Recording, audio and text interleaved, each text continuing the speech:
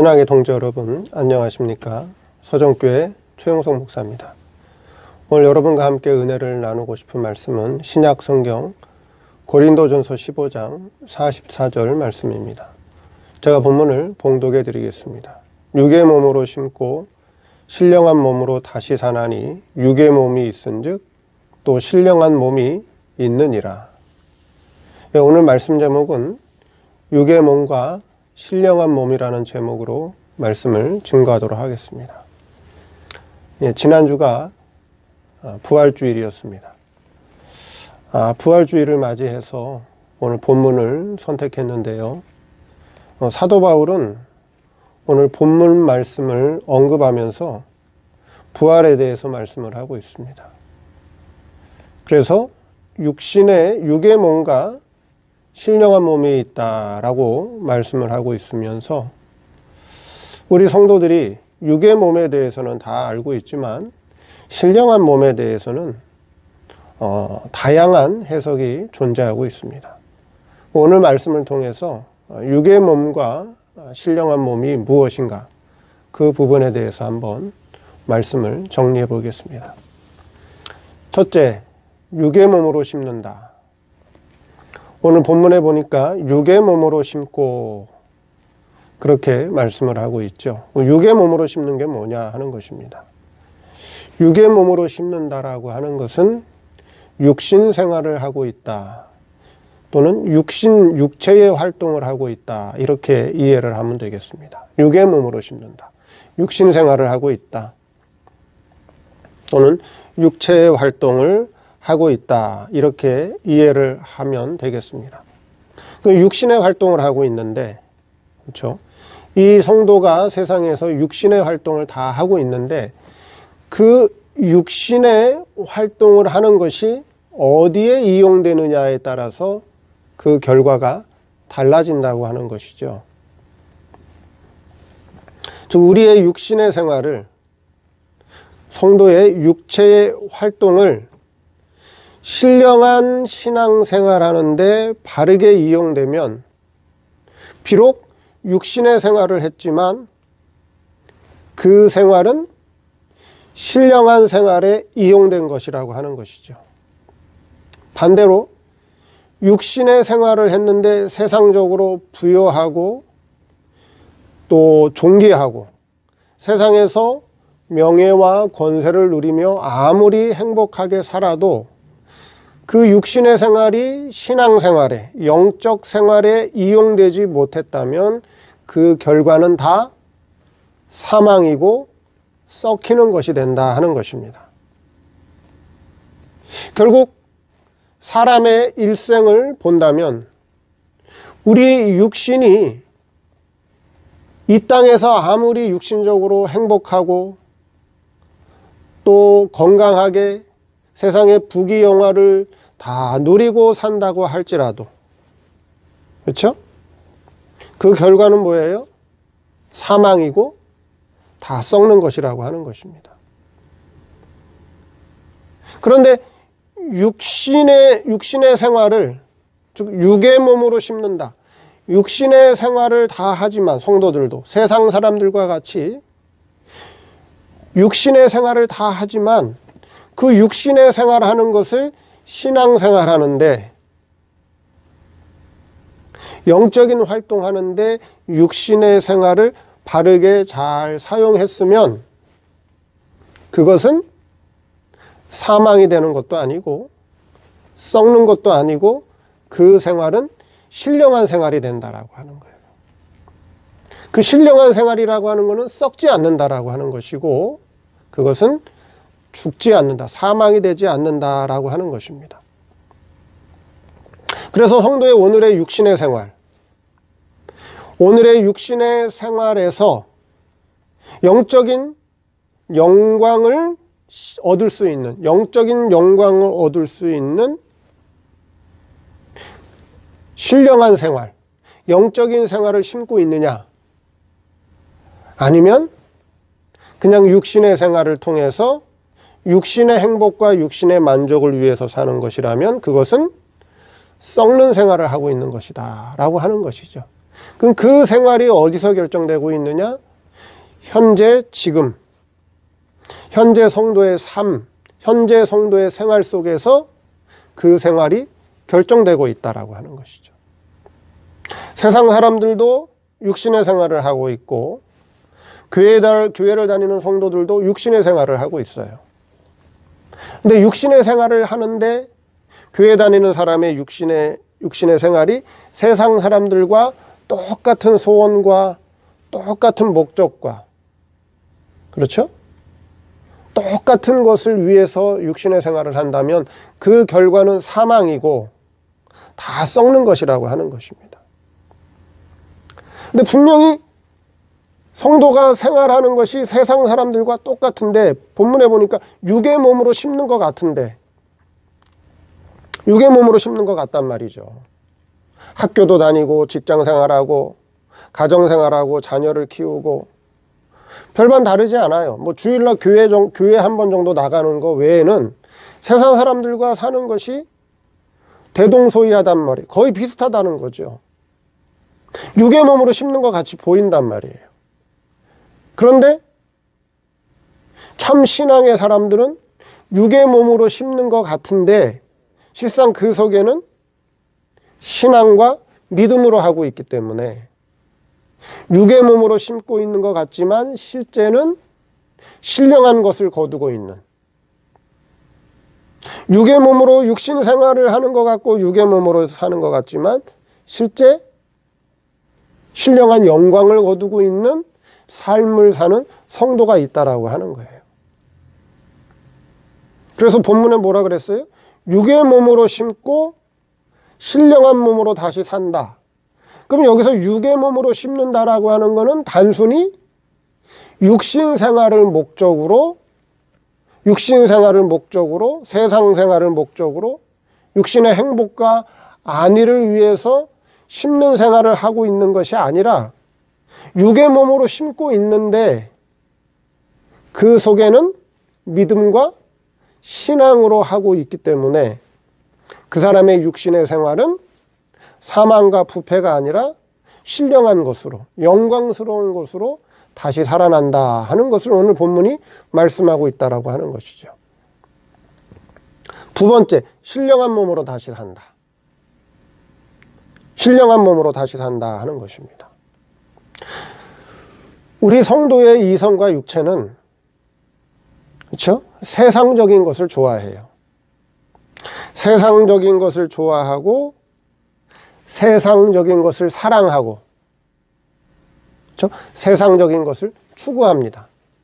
그거는 예수를 믿는 사람이건 예수를 안 믿는 사람이건 이성과 육체를 가진 사람이라면 다 똑같아요. 육신적인 거 좋아해요. 세상적인 거 사랑해요. 육신적이고 세상적인 행복과 세상적인 부귀영화를 누구나 다 추구한다는 거죠. 그걸 누구나 다 좋아한다는 거예요. 그 육신이 좋아하는 대로, 그렇죠? 육신이 추구하는 대로, 육신이 좋아하고 육신이 사랑하는 대로 그냥 살면 그건 뭐라고요? 그건 사망이라고요. 그건 부패된다라고요. 결국은 부패된다라고 하는 거예요. 때가 되면. 그런데 육신이 좋아하고 육신이 추구하고 이성과 육체가 사랑하는 것을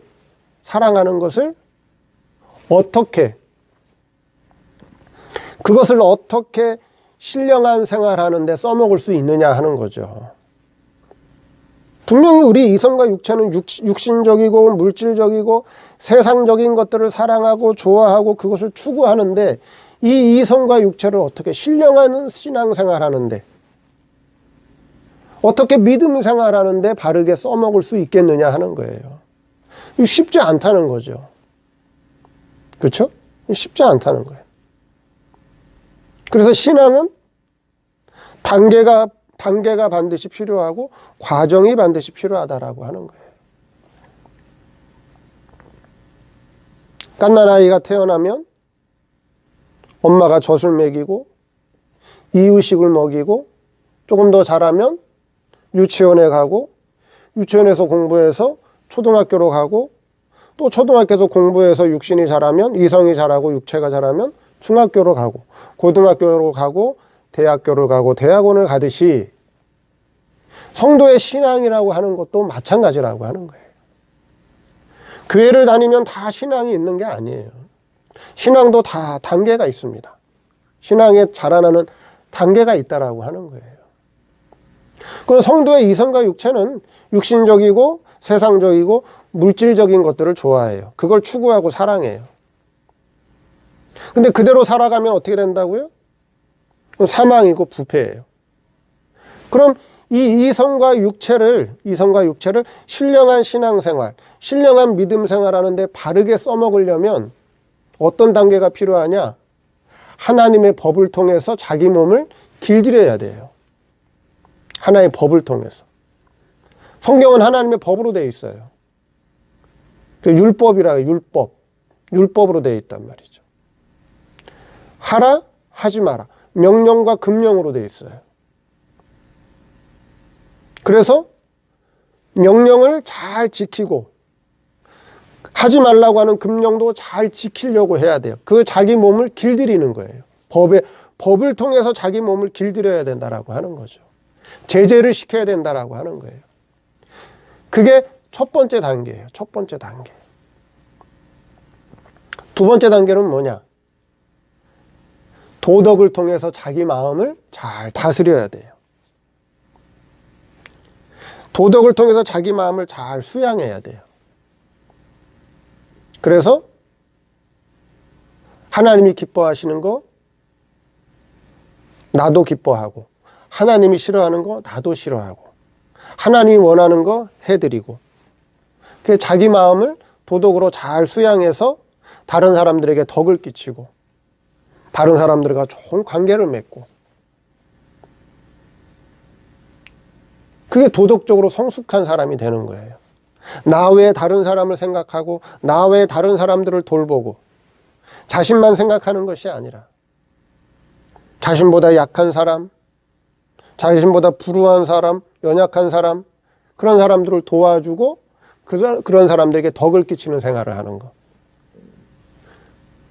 그게 도덕적인 신앙이에요. 도덕적인 신앙. 도덕적인 신앙이 필요하다라고 하는 거예요. 도덕적으로 성숙하지 못한 사람은 자기밖에 몰라요. 지극히 개인주의적이고 지극히 이기적이에요. 그게 왜 그래요? 도덕적으로 성숙하지 못해서 그래요. 도덕적으로 성숙을 해야, 도덕적으로 성숙한 사람이라야 다른 사람을 생각하고 다른 사람을 배려하고 다른 사람들에게 친절을 베풀고 베풀 줄 아는 사람이 되는 거예요. 그게 도덕적으로 성숙한 신앙이 돼야 되는 거예요. 그게 두 번째 단계예요. 세 번째 단계가 자기에게 있는 양심을 바르게 잘 쓸 줄 알아야 돼요. 자기 양심을 잘 닦고 자기 양심을 바르게 잘 써야 돼요. 그래서 중생한 성도의 영을 하나님의 말씀을 통해서 자꾸 자기의 중생한 양심을 자꾸 닦아나가면 그 양심을 뭐라 그랬냐? 산양심이라고 그랬어요. 산양심. 진리를 통해서 살아있는 양심이 되는 거예요. 그러면 이제 그 단계까지 되면 이제 어떻게 돼요? 하나님께서 말씀의 깨우침을 주실 때, 하나님께서 말씀의 깨우침을 주실 때 그 말씀을 잘 받아들이게 되고 그 말씀을 잘 깨우침 받게 되는 거예요. 법을 통해서 자기 몸을 잘 길들이고 성경에 나와 있는 도덕을 통해서 자기 마음을 잘 다스리고, 그렇죠? 잘 수양하고, 그 다음에 진리를 통해서 자기 양심을 자꾸 살려나가면, 그 단계까지 가면 하나님께서 진리를 주실 때, 말씀을 주실 때 잘 깨우침 받게 돼요. 말씀의 깨우침을 받게 되면 우리 성도의 성품이 조금씩 변화가 돼요. 조금씩 변화가 돼요. 변화가 되면서 말씀의 깨우침을 통해서 하나님의 능력이 성도의 아들의 생명에게 이제 능력이 입혀지는 거예요. 능력이. 그 아들의 생명에게 능력이 입혀지고 능력이 입혀진 아들의 생명이 중생한 영을 붙들고 중생한 영이 성도의 이성과 육체를 붙들어서 과거에 이성과 육체가 좋아했던 것들을 어떻게 해요? 꺾어나가는 거예요. 꺾어나가는 힘이 생기는 거예요. 그래서 과거의 이성과 육체가 좋아하고 추구하고 사랑하고 원했던 것들을 하나씩 하나씩 꺾어나가는 힘이 생기는 거예요. 하루아침에 되는 게 아니에요. 인간이 수양으로 되는 것도 아니에요. 인간이 노력한다고 되는 것도 아니에요. 그래서 말씀의 깨우침, 진리의 깨우침을 통해서 성도의 성품이 변화되고 진리의 깨우침을 통해서 하나님의 능력이 아들의 생명에게 입혀지면 그 아들의 생명이 영을 붙들고 중생한 영이 성도의 이성과 육체를 붙들어서 이제 하나님이 기뻐하시는 것, 하나님이 원하시는 것, 하나님의 뜻을 찾아서 그 하나님의 뜻대로 살아가는 것이 바로 뭐예요? 그게 신령한 몸으로 다시 살아가는 거예요. 그게 바로 신령한 몸으로 다시 사는 거예요. 다시 사는 거예요. 우리가 어떻게 신령한 몸으로 다시 살 수가 있겠어요? 우리 이성과 육체는 세상적인 것을 좋아하고 육신적인 것을 좋아하고 물질적인 것을 좋아하는데 지금까지 그렇게 살아오도록 길들여져온 우리 이성과 육체인데, 그렇죠? 이것이 신령한 몸으로 다시 살 수가 없다는 거예요. 그럼 어떻게 해야 되느냐? 방금 말씀드린 것처럼 법을 통해서, 도덕을 통해서, 양심을 통해서, 하나님의 말씀의 깨우침을 통해서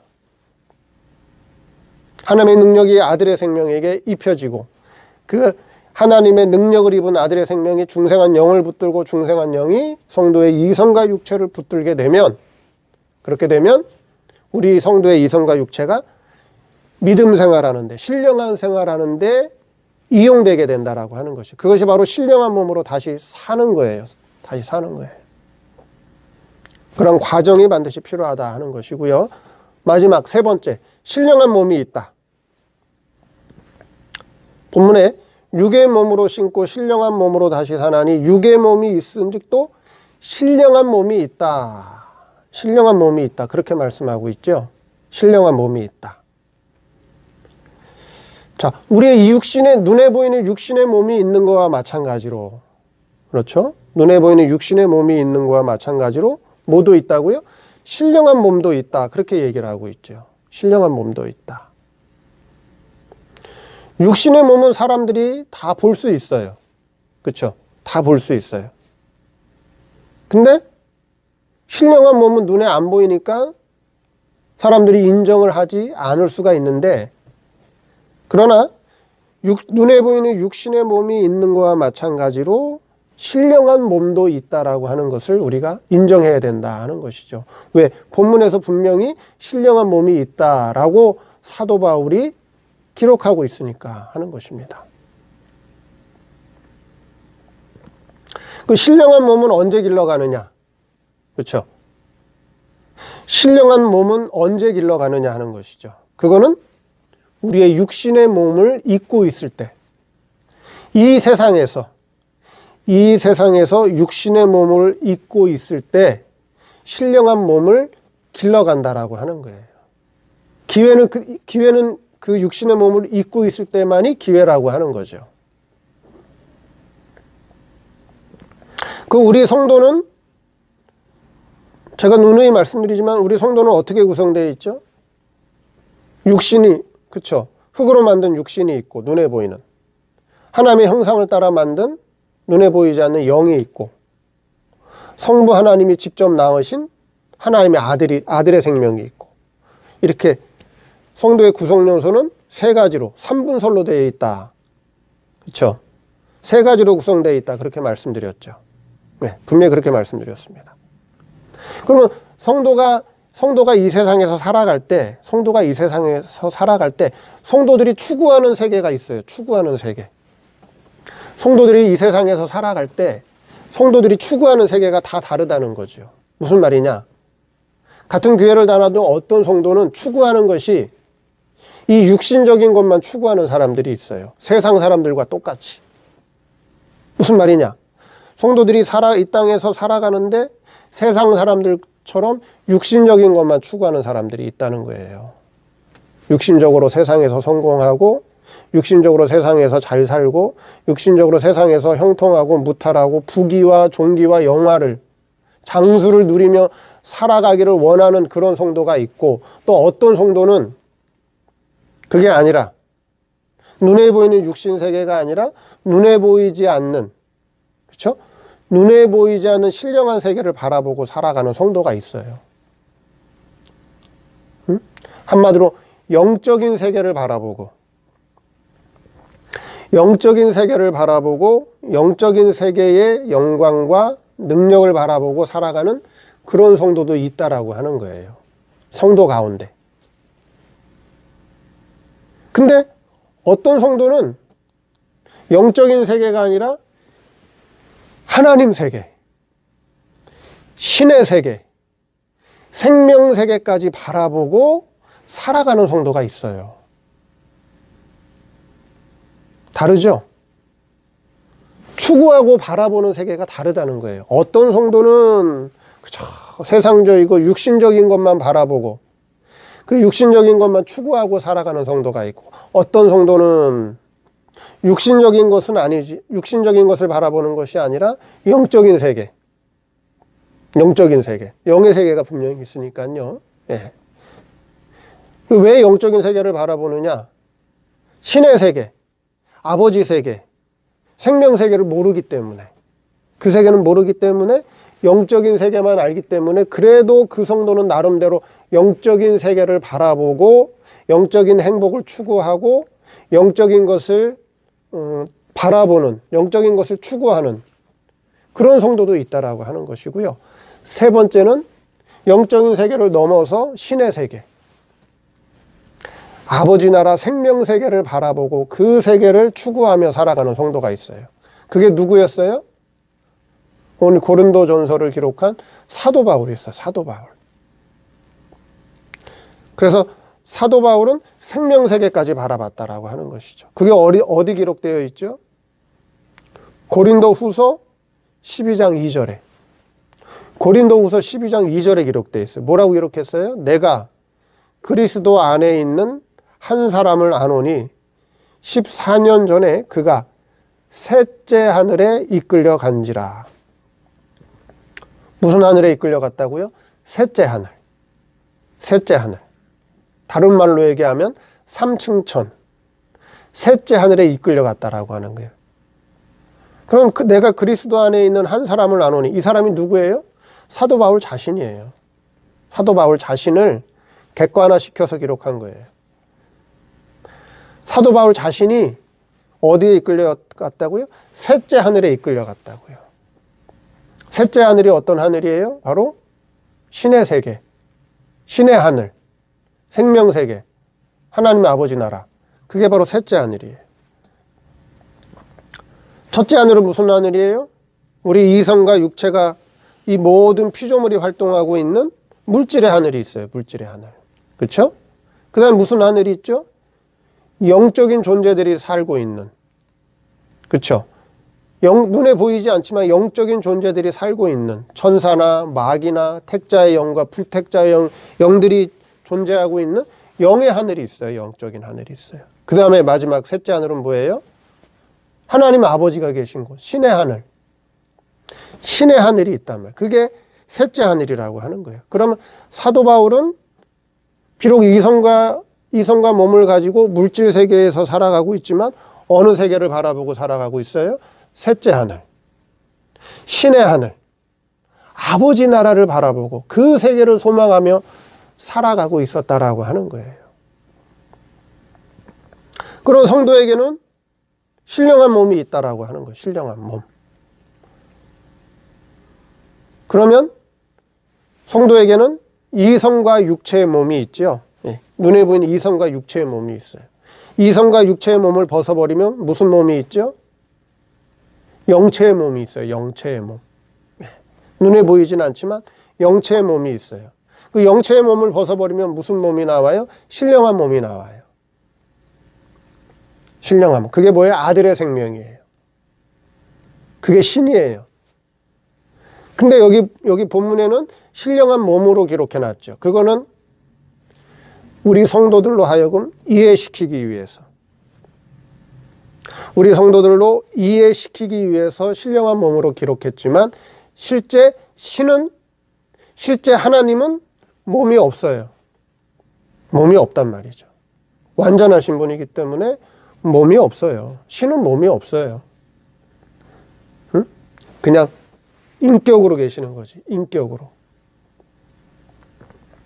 그래서 성도는 육체의 몸이 있고 영체의 몸이 있고 그 다음에 신이 있다는 거예요. 신이 있다. 그 안에 신이 있다. 이 말씀을 통해서 육의 몸과 신령한 몸이 있다. 그래서 육신의 몸을 추구하는 성도가 있고 영적 세계를 추구하는 성도가 있고 신의 세계를 추구하는 성도가 있다. 그럼 성도가 신앙생활을 해도 자기가 추구하는 세계를 바라보고 그 세계를 소망하면서 신앙생활을 하게 된다라고 하는 것이죠. 그래서 물질세계, 육신세계를 바라보는 자는 신앙생활을 해도 물질세계, 육신세계를 바라보고 신앙생활을 할 것이고 영의 세계를 바라보는 성도는 영의 세계를 바라보고 영의 세계를 추구하며 신앙생활을 할 것이고 아버지 나라 신의 세계를 바라보는 자는 신의 세계, 아버지 나라를 바라보며 신앙생활하는 성도가 있다 하는 것입니다. 오늘 말씀을 통해서 우리는 반드시 부활할 것이지만 우리는 반드시 다시 살아날 것이지만 다시 살아난다는 의미는 뭐예요? 신의 아들로 신의 영광으로 나타날 것이다 하는 오늘 본문의 말씀을 잘 기억하시고 부활의 소망 가운데 살아가시는 저 여러분 되기를 바랍니다.